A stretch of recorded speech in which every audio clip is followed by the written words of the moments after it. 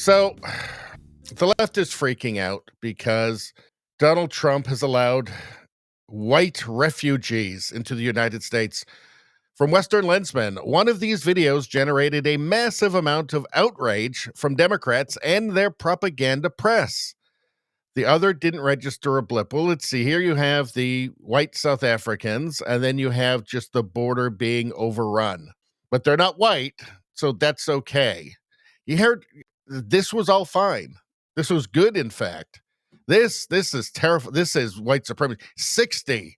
60 white people from South Africa. Good Lord. It's white supremacy.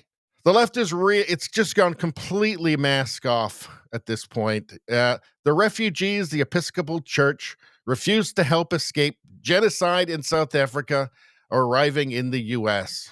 So, remember her? Remember her from the church, from the Trump prayer service?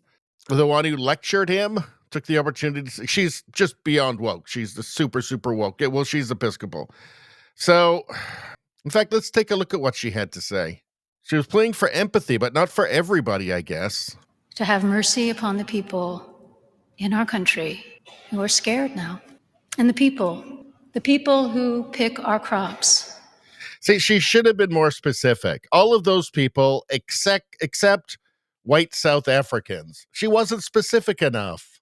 The hypocrisy of these lunatics is, it's too much to believe almost.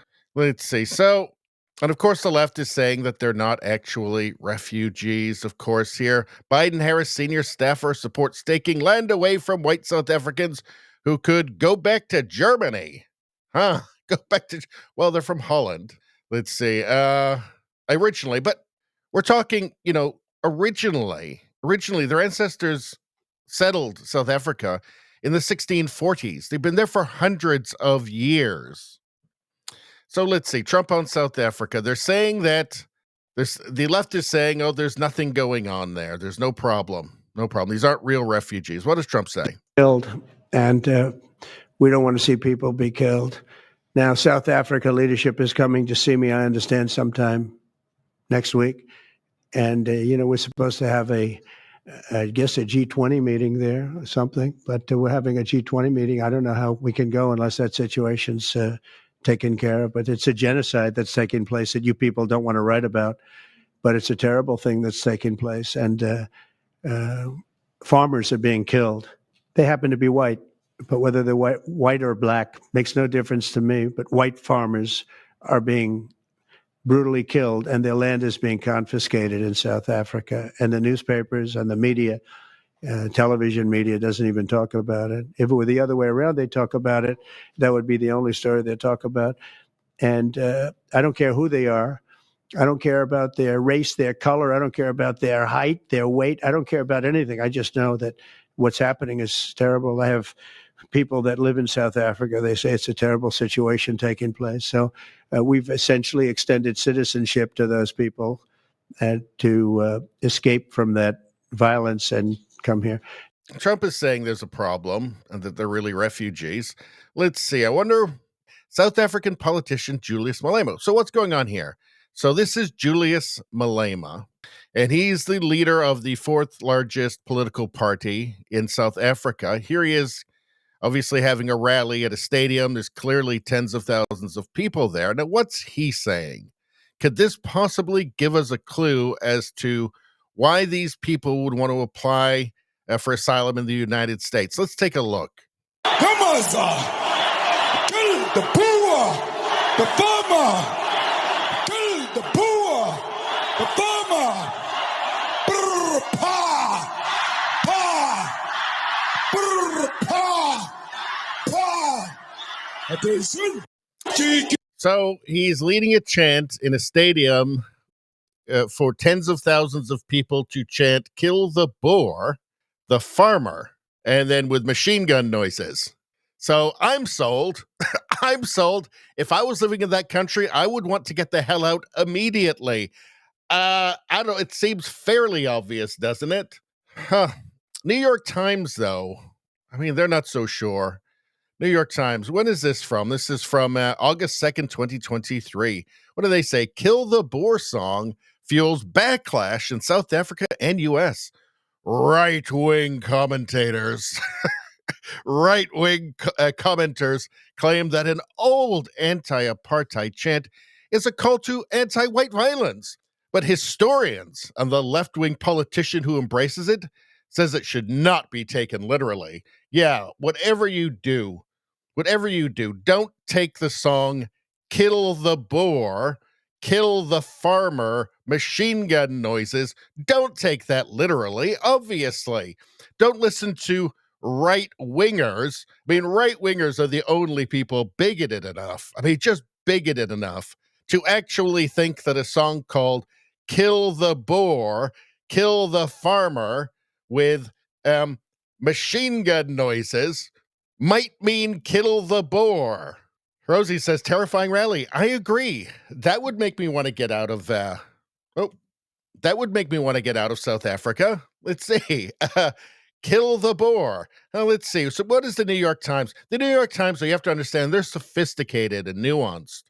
So, I mean, they can understand the nuance here that you might not understand in the rally chanting, kill the Boer. The political rally was winding down when the brash leader, he's such a brash leader, that Malema, with his kill all the white people chants. He's so brash. The brash leader of a leftist South African party. Leftist? Is it leftist? What does Wikipedia have to say here? Let's see. Well, there is Julius Malema, economic freedom fighters, and let's see. Oh, they're communist. They're communists. I see. They're communists, but they're just leftist in this, I guess. I guess it's the same thing now. Leftist and communist is just the same thing at this point. Leftist South African Party grabbed the microphone and began to stomp and chant. Thousands of supporters joined in, and when he reached the climax, they pointed their finger in the air like guns. Kill the Boer, Julius Malema chanted, referring to white farmers. The crowd in a stadium in Johannesburg on Saturday roared back in approval. A video clip of that moment shot across the internet and was seized upon by some Americans on the far right who said that it was a call to violence. Can you believe those bigoted far-righters, those bigoted right-wingers? They don't have the nuance and the subtlety that the New York Times has. That notion really took off when Elon Musk, who's from South Africa, the South African-born billionaire who left the country as a teenager, chimed in. He said they are openly pushing for a genocide of white people in South Africa. But only some kind of uneducated rube could jump to that conclusion from a stadium all chanting kill the Boer together. Mr. Malema leads the Economic Freedom Fighters, a party that advocates taking white-owned land to give to black South Africans. They are communists, remember. That has made his embrace of the chant all the more disturbing to some whites. Yeah, I bet. Despite the words, the song should not be taken as a literal call to violence, according to Mr. Malema and veterans and historians of the anti-apartheid struggle. It has been around for decades, one of the many battle cries of the anti-apartheid movement that remain a defining feature of the country's political culture. Well, maybe we should take another look at that again, and I guess we missed out on all of the nuance and everything, so let's take another look. Shoot to kill. Come on, sir. Kill the poor, the farmer. Kill the poor. No, I think he actually does want to kill all the white farmers with the shoot to kill thing and kill them, like literally saying to kill them. Yeah, I think he actually wants to do it. I think the New York Times might be a little bit off on this one. And have we ever used the words moral confusion on this channel? Have we ever? Let's see. So the media doesn't like it. Inside the extraordinary. So this is the New York Times again, by the way. Right? Again, this is for those sophisticated readers. Inside the extraordinary contradiction in Trump's immigration policies. Extraordinary contradictions. It's 60 people, for God's sakes. The Trump administration carved out an exception to its refugee ban for white South Africans. But other groups, including Afghans who helped U.S. forces during the war in their country, are being shut out. We all know that if it was anybody else, if they were not white, you would not care. The only reason that you care is because they're white. because you are bigoted, because you are far left. We all know this. It's 60, and it's like the end of the world. And by the way, they're legal immigrants. They've all been vetted, right? They're not going to need to rely on the government for support.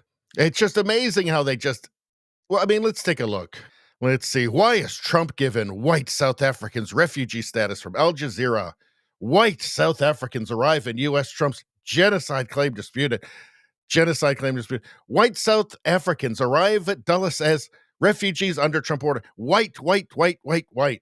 It's the only time they seem to care about the race of the. It just otherwise they're just otherwise it's just everybody. Borders should not exist. Everybody's welcome. It's the greatest strength. Blah blah blah blah blah. Trump administration faces criticism for prioritizing white. They can't stand it. It's 60 people. They cannot stand it. So it seems like they all of these people, they just have a problem with white people, just like Malema. Let's see. So what are they fleeing? What are they fleeing? All South Africans, regardless of race, should be wary of race laws. This is a South African newspaper. According to research conducted by the Institute of Race Relations, South Africa currently has 142 race-based laws on the statute book. So there were race-based laws under apartheid too, and really the point was supposed to be that you just don't have that. But now there's even more. So, by the way, the ANC is a socialist party, so the Democratic breakthrough of 1994 should have signaled the end of an era of racial discrimination and a shift towards a truly fair society. Not happening, where all people are treated equally regardless of their skin color. But the African National Congress, as always, did not discern our history's important lesson. Since then, it has gone on to surpass South Africa's apartheid-era peak of number of race laws on the book. So more race laws now than under apartheid. So, but see, under leftist theory, that's good. That's good, right? Like you're supposed to, like the fix for past discrimination is current and future discrimination. That's the way they see it. Seems like a bad idea to me. Let's see. South African president signs controversial land seizure law from January 2025. So what's going on here? South African President Cyril Ramaphosa has signed into law a bill allowing land seizures by the state without compensation. Did I mention that they're socialists? A move that has put him at odds with some members of his government. So they've signed a law so they can just, and this is for white farmers who produce almost all of the agricultural product in South Africa. This is so they can just steal their land, just literally steal it without compensation, just steal it. And this is racial. So I don't know. That might be something that might be a problem, right? They're just going to steal everything from you because of your color. From Dr. Malouf, each cross represents a white farmer who was murdered in South Africa. So let's take a look. Each one of these crosses is a farmer who was murdered in South Africa. And by the way, when this happens, they don't just murder. It's the most gruesome medieval torture you can imagine. I'm not going to get into it on this video, but it's truly inhuman what happens to these poor people and their families.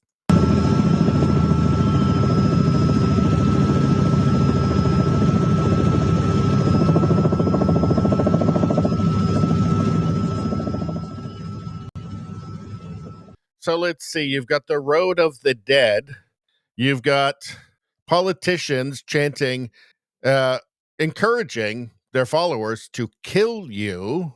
So, oh yes, and also they're going to take everything you own. They're going to take your land.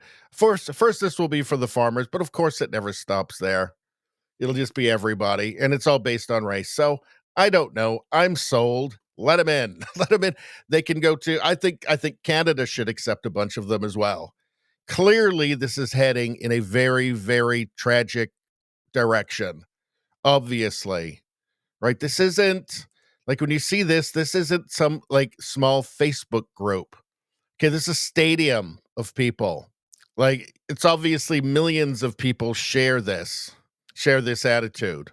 the same attitude as him, right? When you have a very powerful political figure doing this publicly, that's a warning. That's telling you that things are going in a very, very bad direction. Now, most South Africans, as I understand it, don't actually want to leave because they've been there. Their families have been there for hundreds of years, since the 1600s, since the mid 1600s. You know, their first ancestors there, and they don't want to leave, and that's their culture. And look, there was nothing there when they got there.